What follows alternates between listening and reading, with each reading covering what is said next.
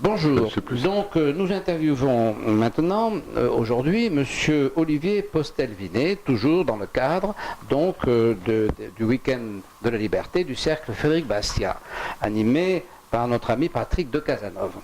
Alors, Monsieur Postel-Vinet est quelqu'un de très très important et qui est un très grand reporter et qui donc évidemment est quelqu'un de très curieux. Donc vous êtes fatalement curieux. Quand on est reporter, on est curieux. Je suis curieux d'esprit.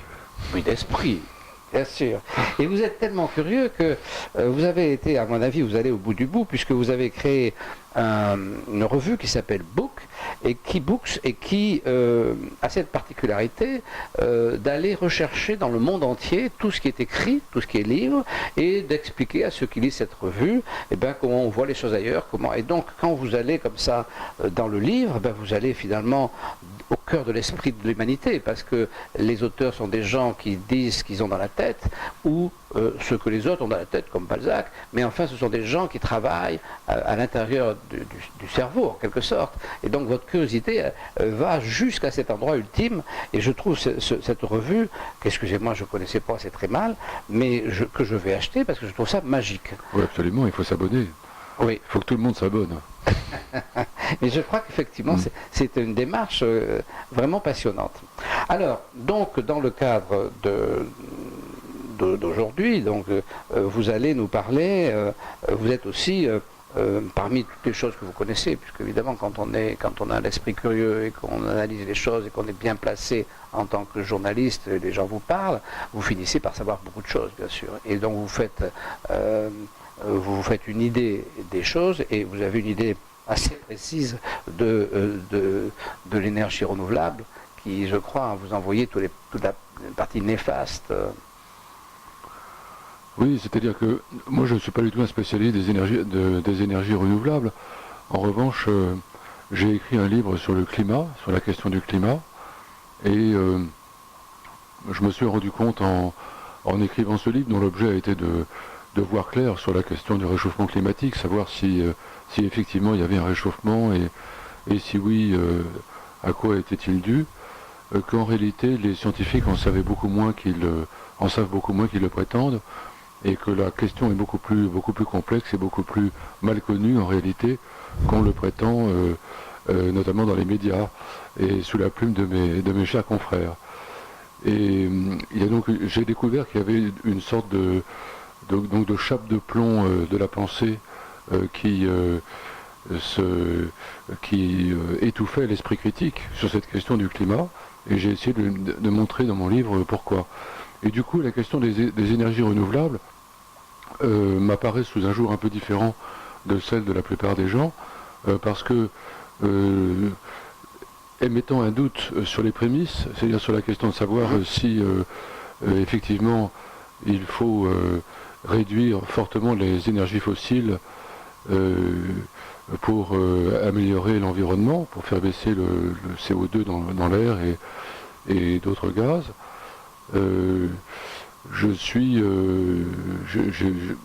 J'exerce aussi, j'éprouve aussi un doute de fond sur l'intérêt de multiplier les énergies renouvelables. En réalité, je suis tout à fait convaincu qu'il faut, en effet, chercher à développer des énergies alternatives, de nouveaux modes d'énergie qui soient moins risqués peut-être pour l'environnement et moins polluantes pour certaines d'entre elles. Il n'y a absolument aucun doute là-dessus, bien entendu, et je suis, comme tout le monde, un écologiste dans l'âme, mais en même temps, le doute que j'émets sur la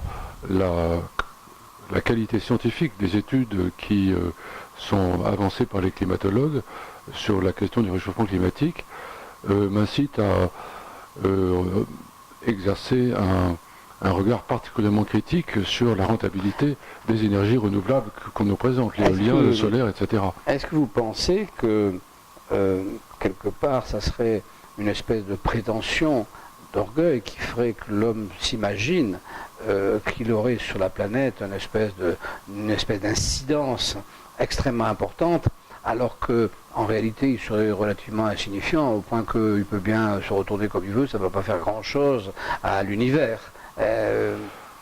C'est une question qui est débattue, c'est une question qui reste ouverte.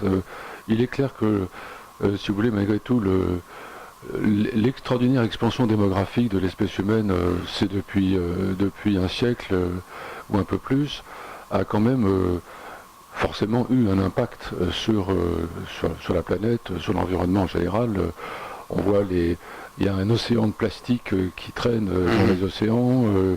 Il est indéniable que la déforestation est une réalité, même si elle a tendance à diminuer aujourd'hui. Enfin, il y a toute une série d'impacts de l'homme sur l'environnement qui peut-être s'exercent même sur la teneur, la composition de l'atmosphère. Il est probable que l'homme exerce une influence marginale, en tout cas marginale, sur la teneur de l'atmosphère. Est-ce à dire que l'homme est en train de transformer les climats? Ça, c'est beaucoup plus douteux.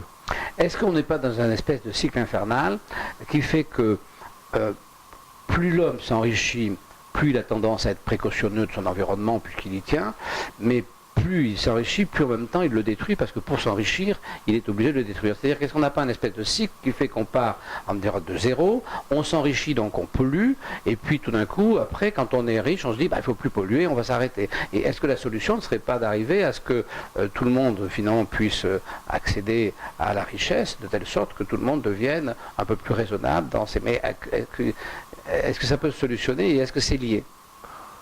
Oui. D'ailleurs, de ce point de vue, je suis plutôt optimiste. Il me semble que, en dépit de toutes les erreurs qu'on peut commettre de par le monde, il y a tout de même la tendance lourde est quand même à celle, à la fois d'un accroissement des richesses, comme vous le dites, et d'une meilleure préservation de l'environnement. Il était inimaginable, il y a encore quelques années, de penser qu'on pouvait pêcher des poissons à Paris, dans la Seine. Aujourd'hui, on voit des pêcheurs sur les quais de la Seine à Paris, qui non seulement prennent des goujons mais qui maintenant prennent des gros poissons. On voit il y a des saumons qui sont pêchés à Paris. Donc si vous voulez, il y a quand même, une anecdote naturellement, c'est un signe, mais en réalité il y en a beaucoup. Non, c'est un signe de précaution, bien sûr. En réalité, c'est un petit symbole de quelque chose de beaucoup plus large et de profond qui est probablement en train de se produire. De même, on assiste globalement à un début de reforestation de la planète. On a le même problème dans le contrôle des naissances. Quand une population devient un peu plus riche, un peu plus qu'elle vieillit davantage, etc., et elle est plus sûre d'elle, automatiquement elle crée une régulation des naissances. Donc en fait, alors c'est parce que c'était quand même là que la question se posait, parce que quand j'ai vu votre cursus, vous êtes parti du Matin de Paris, qui était quand même un journal complètement socialiste, et vous arrivez dans une manifestation complètement libérale. Alors je me dis, il y a un petit chemin qui a été parcouru. Donc est-ce que cette curiosité, est-ce que tout ce que vous avez vu, connu, vous amène à penser qu'on peut faire confiance à l'homme et notamment à l'individu, et qu'on n'est pas obligé d'avoir des directives collectives qui nous assimilent en un bloc qui serait le bloc de tel pays ou tel groupe, etc. Est-ce que l'individu a le droit de revenir? Je pense que la question est en réalité extrêmement complexe, et au risque de vous choquer peut-être, plus complexe, me semble-t-il, que ce que beaucoup de libéraux pensent. En réalité, la vraie dichotomie me paraît moins être entre l'individu et l'État qu'entre l'individu et les forces diverses qui s'exercent sur lui pour le manipuler et le contrôler. Je pense en particulier que les entreprises, et notamment les plus grandes d'entre elles, ont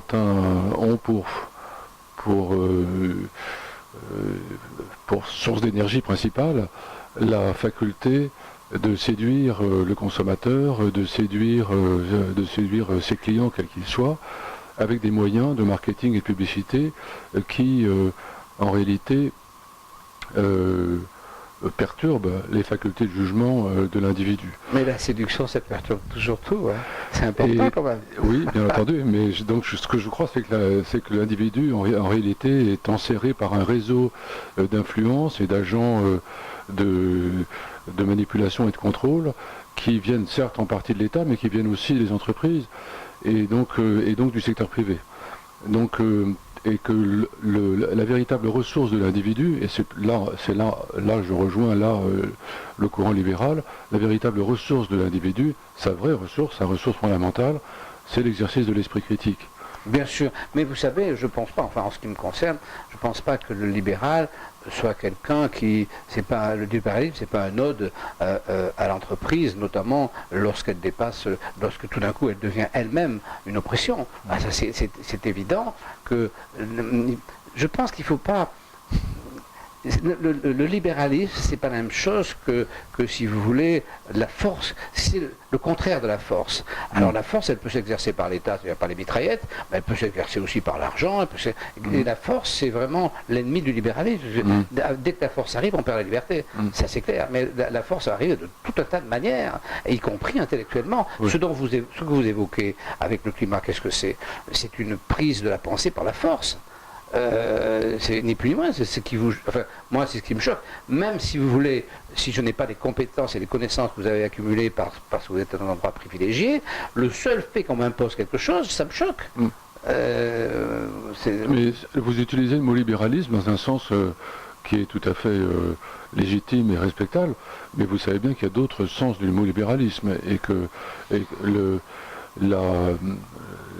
beaucoup de grands économistes qui se considèrent comme au cœur du libéralisme, comme au cœur du libéralisme,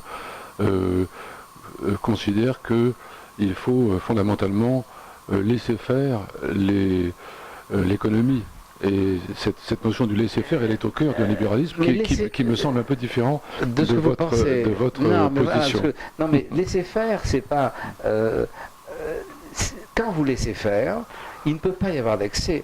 Parce que pour que vous puissiez devenir excessif, il faut que vous empêchiez quelqu'un de vous contrer. Parce que naturellement, si vous voulez, si vous êtes excessif, naturellement, je sais pas moi, vous rentrez dans un restaurant, vous foutez la pagaille, personne ne dira rien.